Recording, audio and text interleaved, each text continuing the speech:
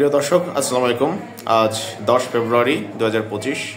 আজকের দিনটি পালিত হচ্ছে ইন্টারন্যাশনাল এপিলেপসি ডে। এপিলেপসি তথা মৃগী রোগ, অর্থাৎ আজকে বলা হচ্ছে আজকের দিনটি হচ্ছে আন্তর্জাতিক মৃগী রোগ দিবস।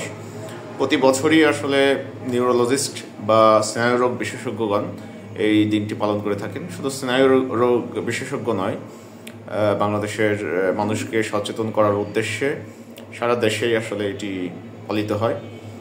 এবারের প্রতিপাদ্য বিষয় হচ্ছে 50 মিলিয়ন স্টেপস এগেইনস্ট স্টিগমা। ধরে নেওয়া হয় মৃগী রোগটি আসলে জিনের আচর বা এই ধরনের জিনিস বাংলাদেশে একটা সোশ্যাল ট্যাবু রয়েছে। সেই ট্যাবুটাকে ভেঙে দেওয়ার উদ্দেশ্যে প্রতি বছর মানুষকে সচেতনতা সৃষ্টি করার উদ্দেশ্যে এই দিনটি পালিত হয়।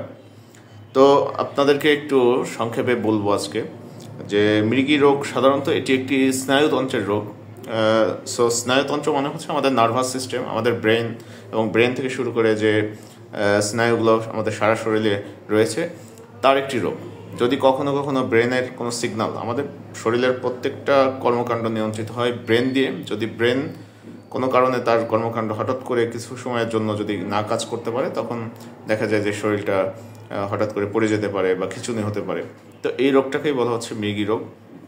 এটি একটি জটিল রোগ, তবে যদি ইনিশিয়াল স্টেজে বা প্রাথমিকভাবে এই রোগটি ডায়াগনোসিস করা যায় তাহলে আসলে ওষুধের মাধ্যমে প্রায় 70% মৃগী রোগ কিন্তু সুস্থ থাকতে পারে।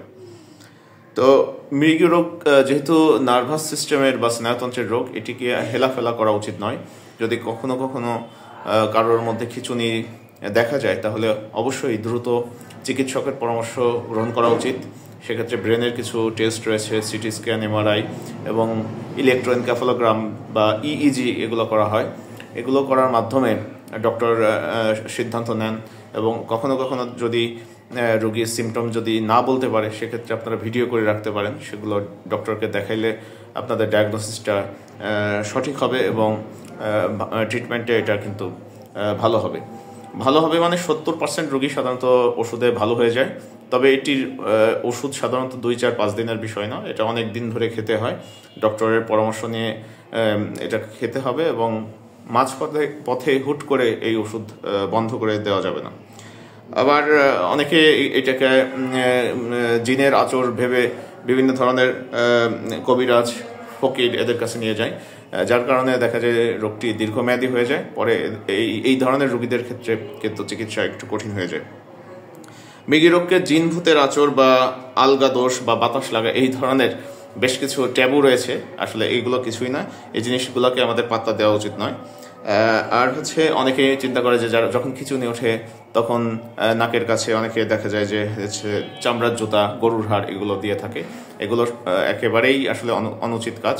যদি কোনো রোগীর এরকম খিঁচুনি হয় তাদেরকে অবশ্যই আগুন এবং পানি থেকে একটু দূরে রাখতে হবে এবং সাবধানতার সাথে রাস্তা পার হওয়ার সময়ও সাবধানতা অবলম্বন করতে হবে। কখনো কখনো রোগী টের পায় যে তার খিঁচুনি হতে পারে, সেক্ষেত্রে একটু সেফ একটা জায়গায় থাকা উচিত। এবং যারা এই ধরনের রোগী রয়েছে তারা যদি কোনো প্রতিষ্ঠানে পড়াশোনা করে সেক্ষেত্রে প্রতিষ্ঠান প্রধান, টিচার এবং সহপাঠীদেরকে জানায় রাখা উচিত এবং তাদের কাছে মোবাইল নাম্বার দিয়ে দেওয়া উচিত। যদি কখনো খিঁচুনি এরকম বেশি হয় সেক্ষেত্রে অবশ্যই দ্রুত হসপিটালে নিয়ে যেতে হবে। আর হচ্ছে এখানে মোটামুটি আপনারা আসলে মৃগী রোগকে কখনোই, এটা আসলে জেনেটিক্যাল ডিজিজ বা এগুলা কিছু জেনেটিক্যাল ডিজিজে হতে পারে, আসলে এক্সাক্ট কারণ সবসময় জানা যায় না। যে কারণেই হোক এটা ট্রিটমেন্ট রয়েছে। আপনারা নিউরোলজিস্টের কাছে যাবেন বা যদি সেটা না পারেন কমপক্ষে একজন MBBS ডক্টরের কাছে যাবেন, তিনি আপনাদেরকে সঠিক পরামর্শ দিতে পারবে। তো সর্বোপরি সংক্ষিপ্ত ভিডিও করতে চাচ্ছি, 4 মিনিট হয়ে গেছে। মৃগী রোগ নিয়ে সংক্ষেপে এটাই আমার তথ্য। সবাই ভালো থাকবেন, সুস্থ থাকবেন। পরবর্তীতে অন্য কোনো এপিসোডে আবার কথা হবে। আসসালামু আলাইকুম।